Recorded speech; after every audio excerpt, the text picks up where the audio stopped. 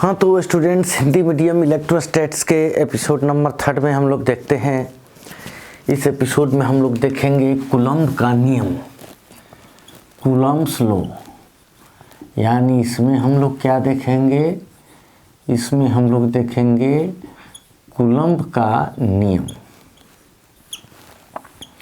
अब सबसे पहले कूलम्ब के नियम की बात करें तो यह कूलम्ब का नियम कूलम्ब के नियम के द्वारा जो बल लगता है वो कैसा बल है? तो वह केंद्रीय बल है। सबसे पहले अगर कूलम्ब बल की बात करें तो इसकी प्रकृति को अगर हम लोग जानना चाहें तो ये सबसे पहले क्या है? तो यह है केंद्रीय बल। केंद्रीय बल है, यानी यह क्या है? तो यह है सेंट्रल फोर्स। तो सेंट्रल फोर्स बच्चों क्या होता है? तो सेंट्रल फोर्स जो दो बिंदुओं को मिलाने वाली सीधी रेखा के अनुदिश काम करता है। अगर जैसे हम लोग बात करें गुरुत्वाकर्षण बल की, क्या बात करें? गुरुत्वाकर्षण बल की, ग्रेविटेशनल फोर्स की बात करें तो यह भी केंद्रीय बल है। अगर हम लोग बात करें यहाँ पर चुंबकीय बल की, मैग्नेटिक फोर्स की, तो यह भी क्या है? यह भी केंद्रीय बल है। तो इनका नेचर वही होता है। जैसे यहाँ अगर m1 द्रव्यमान का वस्तु है और इनसे r दूरी पर m2 द्रव्यमान का वस्तु है, तो इनके बीच जो लगने वाला गुरुत्वाकर्षण बल है इन द्रव्यमानों के परिमाणों के गुणनफल के समानुपाती तथा उनके बीच के दूरी के वर्ग के व्युत्क्रमानुपाती होता है। उनके बीच की दूरी के वर्ग का मतलब 1/r²। ठीक है, तो जब ये समानुपाती का चिन्ह हटाते हैं तो एक कांस्टेंट लेते हैं, जैसे कि g, तो वो होता है m1 m2/r²। और ये बड़ा G क्या है? तो ये है गुरुत्वाकर्षण नियतांक 6.67 × 10⁻⁻11 न्यूटन मीटर स्क्वायर प्रति किलोग्राम स्क्वायर होता है। उसी तरह अगर इस मैग्नेटिक फोर्स की बात करें तो यहाँ मान लेते हैं कि एक नॉर्थ पोल है या साउथ पोल है, या दोनों नॉर्थ या दोनों साउथ है, और इनके ध्रुव की प्रबलता जो है P1 P2, इनका मात्रक होता है एम्पियर मीटर। तो ध्रुव की प्रबलता जो है वो P1 P2 है और इनके बीच की दूरी r है।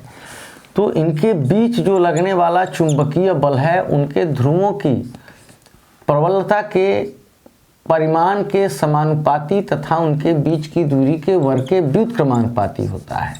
और यहाँ पर जब समानुपाती का चिन्ह हटाते हैं तो एक कांस्टेंट लेते हैं μ0/4π, और ये हो गया P1 P2/r², जहाँ μ0/4π का वैल्यू 10⁻⁻7 हेनरी प्रति मीटर होता है। तो जैसे ये ग्रेविटेशनल फोर्स काम कर रहा है जिस नियम से, उसी नियम से ये चुंबकीय बल भी काम कर रहा है, और उसी नियम से ये कूलम्ब का नियम भी काम करेगा। ठीक है बच्चों, तो ये भी उसी तरह से, और ये भी वर्ग व्युत्क्रम नियम है, वर्ग व्युत्क्रम नियम है। तो ये भी क्या है? कूलम्ब का नियम भी क्या है? तो इसका भी एक दूसरा प्रॉपर्टी क्या है? तो यह वर्ग व्युत्क्रम नियम का पालन करता है। ठीक है, यानी ये इन्वर्स स्क्वायर लॉ का पालन करता है। ठीक है, यानी दो आवेशों के बीच की दूरी जितनी गुनी बढ़ेगी उसका वर्ग गुना बल घटेगा, और जितनी गुनी दूरी घटेगी उसका वर्ग गुना बढ़ेगा। जैसे दो आवेशों के बीच 5 गुनी दूरी बढ़ गई तो अभी जो बल लग रहा था उसका 5 का स्क्वायर 25 गुना बल घट जाएगा। जैसे मान लो कि दो वस्तुओं के बीच 1 न्यूटन का बल लग रहा है 1 मीटर पर, अब 5 मीटर हो जाएगा तो 1/25 न्यूटन लगेगा। दो वस्तुओं का बल अगर 3 गुना कम हो जाए, जैसे 3 मीटर पर दो वस्तु थे 10 न्यूटन लग रहा था, अब 1 मीटर पर दो वस्तु हो गए तो 3 गुना कम हो गया, तो 3 का स्क्वायर 9, यानी अब 90 न्यूटन लगेगा 10 न्यूटन के बदले। तो वर्ग व्युत्क्रम नियम का मतलब कि दो आवेशों के बीच या दो द्रव्यमानों के बीच या दो चुंबकीय ध्रुवों के बीच दूरी जो है जितनी गुना घटेगी या बढ़ेगी, उनके बीच लगने वाला बल उतना गुना बढ़ेगा या घटेगा। ठीक है। और ये केंद्रीय बल का एक और सेंस है कि इसके द्वारा जो किया गया कार्य जो है वो तय किए गए रास्ते पर निर्भर नहीं करता, बल्कि इस बात पर निर्भर करता है कि विस्थापन कितना हुआ है। यानी दो बिंदुओं के बीच को मिलाने वाली सीधी रेखा यानी विस्थापन पर ये डिपेंड करता है। यानी कहने का मतलब यहाँ हुआ कि एक प्लस चार्ज है और एक और प्लस चार्ज है, तो हमको यहाँ से यहाँ तक यानी इस पॉइंट O से P तक लाने में जितना कार्य होगा, सीधे लाने में उतना इस चार्ज को घुमा फिरा कर कितना भी लाएंगे तो उतना ही कार्य होगा, क्योंकि कार्य जो है वो विस्थापन पर निर्भर करेगा। जैसे गुरुत्वाकर्षण की बात करते हैं, या पृथ्वी का सतह है या m द्रव्यमान का वस्तु सीधे लाकर यहाँ पर रख दिए h ऊंचाई पर, उतना ही उसकी स्थितिज ऊर्जा हुई। और चाहे इसको पूरा घुमा फिरा कर लाकर यहाँ रखे तभी उतना ही उसकी ऊर्जा होगी।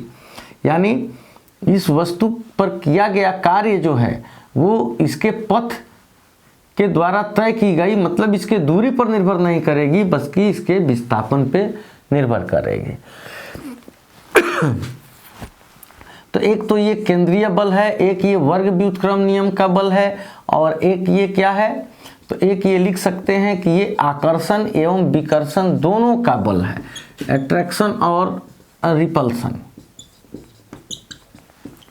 ठीक है, यह दोनों बल है, यानी अट्रैक्शन का बल भी है और रिपल्सन का बल भी है, आकर्षण का बल भी है और विकर्षण का बल भी है।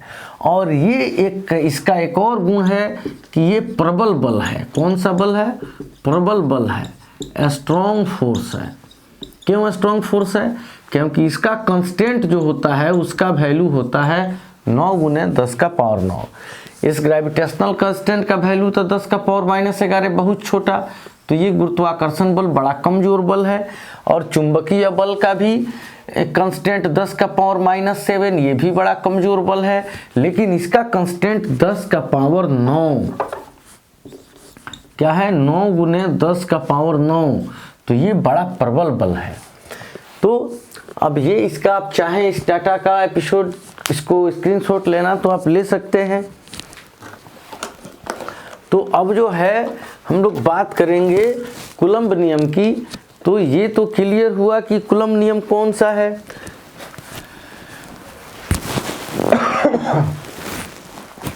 तो ये हम लोगों को पता चला कि कूलम्ब नियम क्या है। तो केंद्रीय बल है कूलम्ब बल, जो कूलम्ब नियम पर काम करता है। वर्ग व्युत्क्रम नियम ये है, ये एक प्रबल जो है बल वाला नियम है। इसमें अट्रैक्शन और रिपल्सन दोनों हो सकता है ना। तो अब यहाँ एक ऑब्जेक्ट है, इस पर चार्ज है Q1 अमाउंट का, और यहाँ एक ऑब्जेक्ट है, इस पर चार्ज है Q2 अमाउंट का, और ये दोनों एक दूसरे से एयर में r दूरी पर स्थित हैं। तो लिख सकते हैं कि माना, अब इसको A वस्तु मान सकते हैं, ये B वस्तु माना दो वस्तुओं, क्या लिख सकते हैं? माना दो वस्तुओं क्या A तथा B पर क्रमशः क्या है? तो क्रमशः Q1 एवं Q2 परिमाण के आवेश स्थित है। अगर ये समान प्रकृति के होंगे तो विकर्षण होगा, और विपरीत प्रकृति एक प्लस एक माइनस होगा तो आकर्षण होगा। अभी पर क्रमशः अब इनके बीच की दूरी r है। ठीक है। तो कूलम्ब के नियम से, तो कूलम्ब ने क्या बताया? तो कूलम्ब के नियम से, तो कूलम्ब ने ये नियम बताया कि दो आवेशों के बीच लगने वाला आकर्षण या विकर्षण का बल, दो आवेशों के बीच लगने वाला आकर्षण अथवा विकर्षण का बल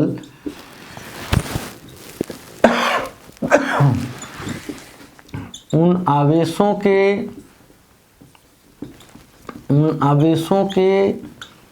परिमाणों के गुणनफलों के समानुपाती तथा उनके बीच की दूरी के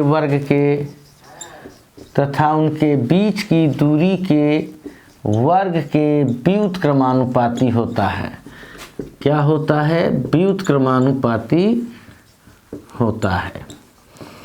तो ये नियम आप लिख दिए कूलम्ब के लिए कि दो आवेशों के बीच लगने वाला आकर्षण अथवा विकर्षण का जो बल है उन आवेशों के परिमाणों के गुणनफलों के समानुपाती तथा उनके बीच की दूरी के वर्ग के व्युत्क्रमानुपाती होता है। तो यानी ये जो बल है वो क्या होता है? उनके आवेशों के परिमाणों के गुणनफल यानी Q1 और Q2 के गुणनफल के समानुपाती और उनके बीच की दूरी का वर्ग जो है r उसका वह व्युत्क्रमानुपाती यानी 1/r² होता है। अब जब समानुपाती का चिन्ह हटाते हैं तो एक कांस्टेंट k लेते हैं Q1 Q2/r²। तो जहाँ जो है k बराबर होता है 1/4 पाई एप्सिलॉन नॉट या एप्सिलॉन नॉट कहते हैं और इसका वैल्यू होता है 9 गुने 10⁹, जहाँ जो है एप्सिलॉन नॉट का वैल्यू होता है 8.854 गुना 10⁻⁻12 कूलम्ब स्क्वायर प्रति न्यूटन मीटर स्क्वायर। ठीक है, तो ये एप्सिलॉन नॉट क्या कहलाता है? एप्सिलॉन नॉट कहलाता है परमिटिविटी ऑफ वैक्यूम यानी निर्वात की परावैधुता। एप्सिलॉन नॉट को क्या कहते हैं? निर्वात की परावैधुता कहते हैं। ठीक है, तो इसको आगे हम लोग परावैधुता को डिफाइन करके इसको डीपली समझने का प्रयास करेंगे, क्योंकि किसी अलग अलग प्रकार के परावैधुता के बारे में हम लोग थोड़ा जानेंगे। तो ये जो इक्वेशन है तो ये F इक्वल टू यहाँ से किस मोड में आ गया? तो F इक्वल टू K के जगह पर 1/4 पाई एप्सिलॉन नॉट। तो यानी एप्सिलॉन नॉट मतलब वेयर नथिंग इज अवेलेबल यानी निर्वात की परावैधुता या विद्युतशीलता। तो विद्युतशीलता क्या है? किसी माध्यम का एक गुण है जिसके द्वारा दो आवेशों के बीच लगने वाले बल का मान कम हो जाता है। जैसे हवा में बल लग रहा है 1 न्यूटन, अगर दो आवेशों के बीच अगर उन्हीं आवेशों को उतनी ही दूरी पर जल में रख दें तो बल लगेगा 1/81 न्यूटन। तो ये बल लगने वाला 81 गुना कम हो जाएगा। क्यों कम हो जाएगा? इसलिए कम हो जाएगा क्योंकि जल की सापेक्षिक परावैधुता 81 है। अगर दो आवेशों के बीच हवा में बल लग रहा है 10 न्यूटन तो उनके बीच कागज में बल कितना लगेगा? तो 10/5 न्यूटन। तो 5 गुना कम हो गया क्योंकि कागज की परावैधुता 5 है। तो चालकों की जो परावैधुता सापेक्षिक परावैधुता रिलेटिव परमिटिविटी होती है तो चालकों की सापेक्षिक परावैधुता अनंत होती है और अलग अलग वस्तुओं की अलग अलग होती है। तो चालक, अचालक, अर्धचालक किसी भी वस्तु की परावैधुता यानी विद्युतशीलता हो सकती है। तो ये इक्वेशन यहाँ से F इक्वल टू K के जगह पर यहाँ 1/4 पाई एप्सिलॉन नॉट और ये क्या मिला? तो ये मिला Q1 Q2/r²। तो ये कूलम्ब का नियम हो गया। अब कूलम्ब के नियम में अगर यदि इन आवेशों के बीच में एप्सिलॉन r परावैधुतांक वाला माध्यम भर दिया जाए तो एप्सिलॉन r परावैधुतांक वाला माध्यम भर दिया जाए तो यहाँ बल हो जाएगा 1/4 पाई एप्सिलॉन नॉट के साथ एक एप्सिलॉन r भी जोड़ देंगे तो ये हो जाएगा Q1 Q2/r²। ठीक है, और यहाँ पे F equal to 1/4 pi epsilon not epsilon r के जगह पर सिर्फ एप्सिलॉन भी लिखा जा सकता है। तो ये हुआ Q1 Q2/r²। तो ये भी एक बल का जो है हम लोगों को क्या मिला? एक बल का सूत्र मिल गया। तो यहाँ मिल गया F equal to 1/4 pi epsilon Q1 Q2 by r square. अब इसको हम लोग इसके सदिश रूप को भी देखेंगे, क्योंकि सदिश रूप भी कई बार आपसे आता है परीक्षा में, और न्यूमेरिकल के लिए भी उसको हम लोग समझेंगे। आवेशों के अध्यारोपण के सिद्धांत को भी उस सदिश रूप से व्यक्त करेंगे। तो अभी तत्काल हम लोग देखेंगे कि अब ये कूलम्ब नियम, आपसे अगर 2 नंबर में क्वेश्चन करता है कि कूलम्ब नियम को लिखें, तो आप ये इतना लिख सकते हैं, ठीक है, इतना पर्याप्त है। अगर उसके सदिश नियम को कहेगा तो उसको हम लोग आगे देखेंगे। अब इसी में अब हम लोग देखना चाहते हैं आवेश का मात्रक। अब आवेश का मात्रक क्या होता है बच्चों, तो आप ऑलरेडी जानते हैं कि आवेश का मात्रक क्या होता है। तो आवेश का मात्रक SI मात्रक कूलम्ब होता है, और ऐसे आवेश का एक मात्रक जो होता है वो क्या होता है, तो ये आवेश का एक मात्रक ये ESU मात्रक भी होता है, या उसको कह सकते हैं स्टैट कूलम्ब क्वांटक मात्रक भी होता है। तो अगर हम लोग बात करें आवेश का मात्रक यानी यूनिट ऑफ चार्ज की, तो यूनिट ऑफ चार्ज की अगर बात करें तो सबसे पहले हम लोग देखें कि आवेश का SI मात्रक क्या होता है। तो आवेश का SI मात्रक कूलम्ब होता है, C से जिसको डिनोट किया जाता है। तो आवेश का SI मात्रक कूलम्ब है। तो एक कूलम्ब आवेश कितना के बराबर होगा। अगर सबसे पहले इसकी बात करें तो एक परिभाषा तो यहाँ से हम लोग ले सकते हैं क्या कि 1.6 गुना 10 का पावर -19 कूलम्ब आवेश होता है किस पर, तो एक इलेक्ट्रॉन पर। तो एक कूलम्ब आवेश होता है 1/1.6 गुने 10 का पावर -19 इलेक्ट्रॉन पर। यानी इसका अर्थ हुआ कि एक कूलम्ब आवेश बराबर 1/1.6 गुने 10 का पावर -19 इलेक्ट्रॉन का आवेश।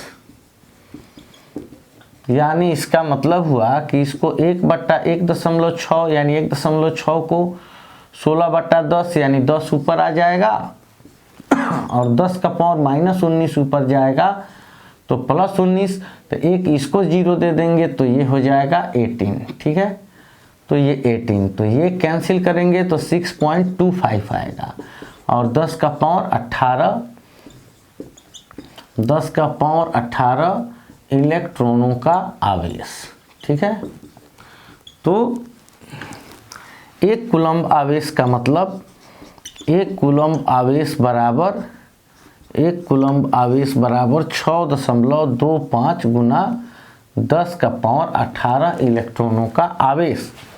तो यहाँ पे एक डेफिनेशन हो गया एक कूलम्ब का कि 1.65 गुने 10 का पावर 18 इलेक्ट्रॉनों या प्रोटॉनों का आवेश। इलेक्ट्रॉनों अथवा प्रोटॉनों का आवेश क्या होता है, आवेश एक कूलम्ब आवेश के बराबर होता है, एक कूलम्ब आवेश के बराबर होता है। या अगर दूसरे तौर पे डेफिनेशन को पता करना चाहें तो क्या कर सकते हैं, तो यहाँ पे लिख सकते हैं अथवा विद्युत धारा की परिभाषा से, विद्युत धारा की परिभाषा से, from definition of electric current. तो ये क्या होता है, ये विद्युत धारा क्या है, आवेश प्रवाह का दर, यानी विद्युत धारा बराबर आवेश बट्टा समय, यानी ये होता है I = Q/T। तो अगर Q को यहाँ रोकें तो ये इधर चला आएगा IT। तो यहाँ चार्ज एक कूलम्ब कब होगा, जब धारा यहाँ होगी 1 एम्पियर और समय यहाँ होगा 1 सेकेंड। तो इसका अर्थ ये हुआ कि अगर यदि किसी चालक में 1 एम्पियर की धारा प्रवाहित हो रही है तो इसका अर्थ है कि उस चालक से प्रति सेकेंड 1 कूलम्ब आवेश प्रवाहित हो रहा है। यानी तो यहाँ इसका डेफिनेशन हो गया। इसका डेफिनेशन यदि किसी चालक से 1 एम्पियर की धारा प्रवाहित हो रही है, 1 एम्पियर की धारा प्रवाहित, यदि किसी चालक से 1 एम्पियर की धारा प्रवाहित हो रही है तो इसका अर्थ है कि, तो इसका क्या अर्थ है? तो इसका अर्थ है कि उस चालक के अनुप्रस्थ काट के क्षेत्रफल से, क्रॉस सेक्शनल एरिया से, अनुप्रस्थ काट के क्षेत्रफल से प्रति सेकेंड 1 कूलम्ब आवेश प्रवाहित हो रहा है। 1 कूलम्ब आवेश प्रवाहित हो रहा है। ठीक है, तो इसका आप चाहें तो स्क्रीनशॉट ले सकते हैं और इसका डेफिनेशन का आप नोट्स बना सकते हैं। तो यहाँ अब एक और डेफिनेशन इसका दिया जा सकता है, और वो डेफिनेशन क्या है? तो अभी जो हम लोगों ने कूलम्ब नियम को पढ़ा है उसी आधार पर इस कूलम्ब का डेफिनेशन दिया जा सकता है। तो कूलम्ब क्या है बच्चों? तो कूलम्ब आवेश का SI मात्रक है, और यह जो है वैज्ञानिक कूलम्ब के सम्मान में ये जो है मात्रक दिया गया है। ठीक है, अब अगर कूलम्ब नियम की बात करें तो कूलम्ब नियम क्या होता है? तो from 1/4 pi epsilon not Q1 Q2 by R², ये होता है बल का सूत्र। तो ये इसका वैल्यू क्या होता है? 9 × 10⁻⁹। अगर Q1 भी हो 1 कूलम्ब, Q2 भी हो 1 कूलम्ब, और दोनों के बीच की दूरी क्या हो? 1 मीटर। यानी यहाँ एक चार्ज Q1 बराबर हो 1 कूलम्ब, और यहाँ एक चार्ज Q2 बराबर हो 1 कूलम्ब, और इनके बीच की दूरी हो 1 मीटर। कहाँ पर? हवा में। तो इनके बीच कितना बल लगेगा? तो ये 1 × 1 यानी इनके बीच बल लगेगा 9 × 10⁹ न्यूटन। तो इसको आप कैसे डिफाइन करेंगे कि अगर परिमाण में बराबर 2 आवेश, यदि परिमाण में बराबर 2 आवेश वायु में एक दूसरे से 1 मीटर की दूरी पर स्थित हों और एक दूसरे पर 9 × 10⁹ न्यूटन का बल लगा रहे हों, तो इसका अर्थ है कि दोनों आवेशों के परिमाण 1 कूलम्ब यानी 1 कूलम्ब होंगे। यानी if two charges of equal magnitude are separated at distance 1 meter in air and applying force of magnitude 9 × 10⁹ Newton at each other, then it means the magnitude of both charges is 1 coulomb। तो ये definition इसका हो सकता है क्या?